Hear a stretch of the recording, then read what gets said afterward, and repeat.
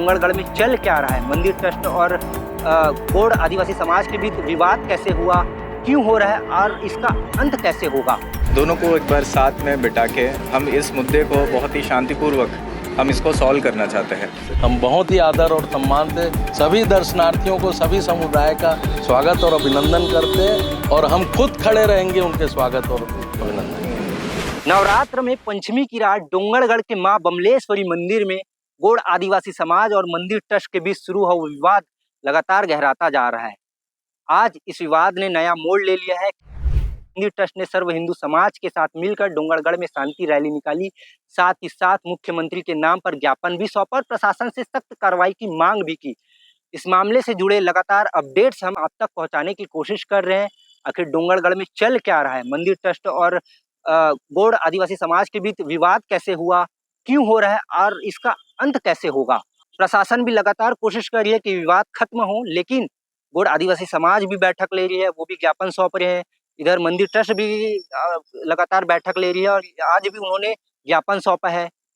प्रशासन भी दोनों से अपील कर रहा है कि दोनों जो है वो शांत हो जाए, लेकिन मंदिर ट्रस्ट ने इस मामले को हिंदू बनाम आदिवासी करने की कोशिश की, ऐसा प्रतीत हो रहा है, ऐसा गोंड समाज के लोगों का कहना है। क्योंकि आज मंदिर ट्रस्ट ने सर्व हिंदू समाज के साथ मिलकर शांति रैली डोंगरगढ़ में निकाली और पहली बार मंदिर ट्रस्ट के अध्यक्ष मनोज अग्रवाल मीडिया के सामने खुलकर आए और खुलकर अपनी बातें कही। उन्होंने क्या कुछ कहा आपको विस्तार से बताते। उन्होंने कहा कि जैसा कि डोंगरगढ़ अनेकता में एकता का प्रतीक है, यहाँ अलग अलग संप्रदाय के लोग रहते हैं और यहाँ सबका तीर्थ स्थल है। डोंगरगढ़ के विकास का मुख्य केंद्र मां बमलेश्वरी मंदिर है, जो हिंदू और सनातन धर्म को मानने वाले लोगों की आस्था का बड़ा केंद्र है।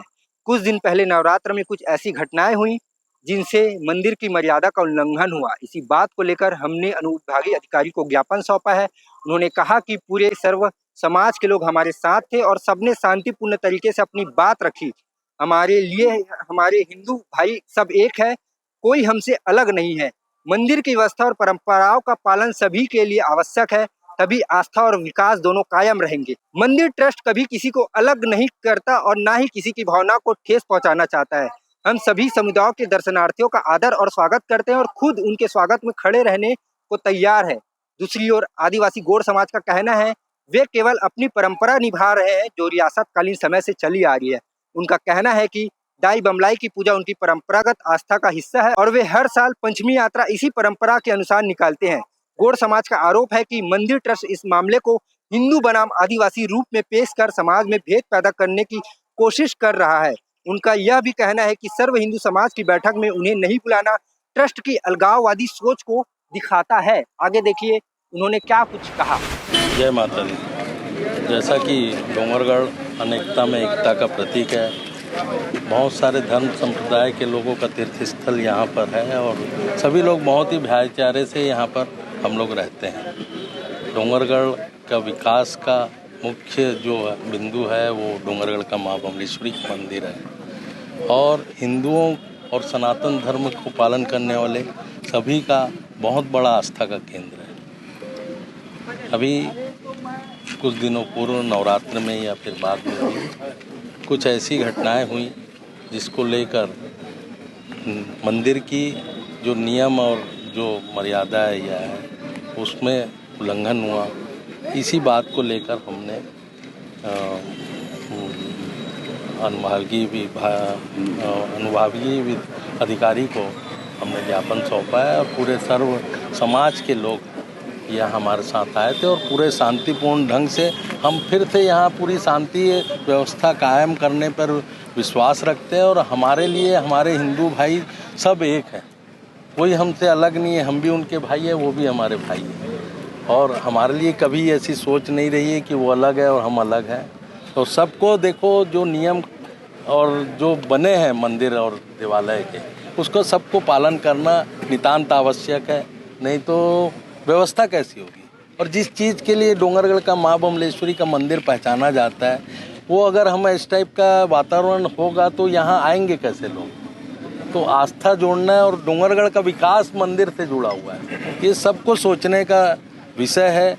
और मंदिर ट्रस्ट मतलब बहुत चीज़ों के लिए सोच रही है, आगे की ओर बढ़ना चाह रही है, ऐसा कभी भी नहीं चाह रही है कि ऐसा कुछ हो।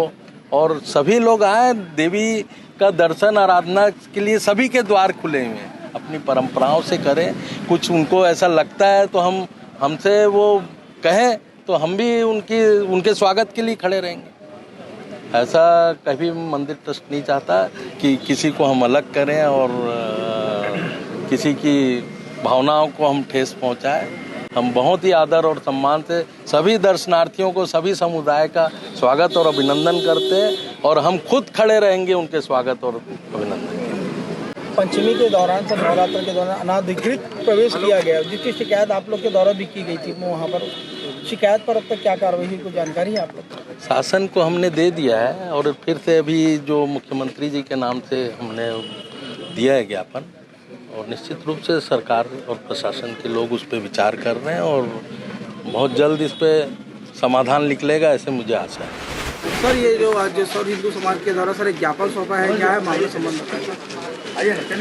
तो बेसिकली लास्ट फ्यू वीक से मतलब यहाँ पे जो भी मतलब इश्यूज सामने आ रहे हैं उससे रिलेटेड ये है कि अभी टेम्पल ट्रस्ट का भी ज्ञापन मुझे अभी रिसीव हुआ है। मतलब ज्ञापन के दौरान वो अपने चीज़ को मेरे सामने रखे हैं।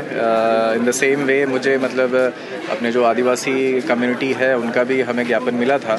इन दोनों ज्ञापन को हम एडमिनिस्ट्रेटिव आई से देखेंगे और इसमें हम बस यही हमारा अपेक्षा है कि टेम्पल ट्रस्ट का तो कोऑपरेशन मिल रहा है, आदिवासी कम्युनिटी का भी हमें मिल रहा है।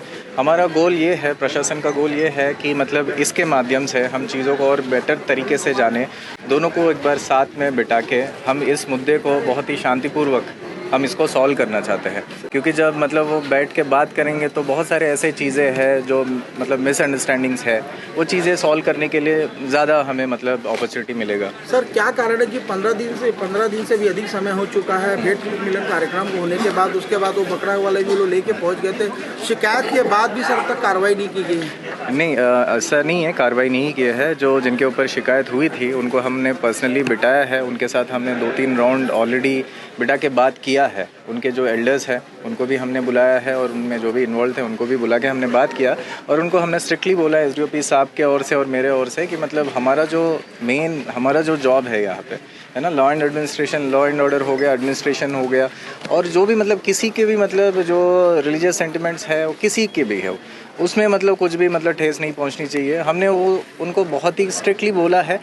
इसी को अटेन करने के लिए हम इतना मतलब हमारा वैल्यूबल टाइम और आपका वैल्यूबल टाइम लेके ये लगातार हम मीटिंग्स इसीलिए कर रहे हैं सो दैट ये जो भी मतलब सिचुएशन यहाँ पे अभी अराइज हुआ है इसको शांतिपूर्वक हमें सॉल्व करना है। आदिवासी समाज की क्या मांग है सर? वो क्यों इस तरह की मतलब जो डोंगल शांति का शहर था, इस तरह की अचानक घटना है कि मतलब इस टाइप की वो कर रहे हैं हरकत हो रही है, क्या चाहते हैं आदिवासी समाज से?